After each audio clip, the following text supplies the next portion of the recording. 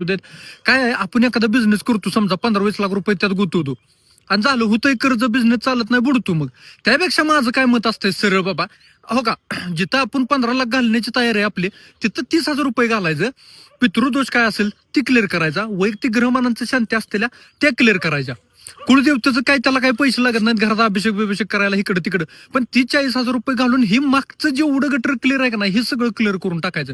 ह्याला मी गटर का म्हणतोय माहितीये का, अहो ही पिढ्यान ही 5 पिढ्या, 10 पिढ्या, 20 पिढ्या पूर्वीचं सगळं असतंय, आपण हे क्लिअर करत नाही.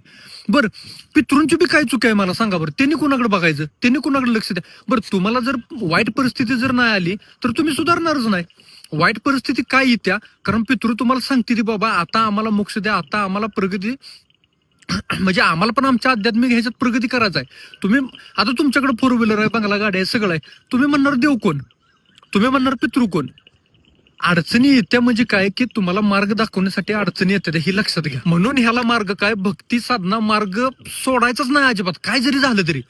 हे बघा, भक्ती किंवा हे न करण्यामुळे काय होणार, वाईट शक्ती तुमच्यापर्यंत येणार नाही त्या. आणि वाईट शक्ती जर तुमच्यापर्यंत जर समजा आल्याच नाही त्या, तुमची बुद्धी व्यवस्थित राहील, आणि बुद्धी व्यवस्थित राहिली तुम्हाला मार्ग गावल, व्यवस्थित पैशाचा मार्ग गावल. हाय कर्ज होऊ दे, कर्ज काय व्हायचं होऊ दे. हा, बँका काय करतेला, सील करतेला, बँका काय करतेला, जेलमध्ये टाकतेला, जेलमध्ये पण भाकरी व्हायचं ना. पण बँकेचं पैसे, कुणाचंच पैसे बुडवायचं नाही, प्रत्येकाचं क्लिअर करून टाकायचं. भक्ती करा, साधना करा, सेवा करा, मार्ग तुम्हाला 100% भेटणार. लिहून देतो आपण, फक्त ती करायला साधी बोळी का असणार, पण ती करा.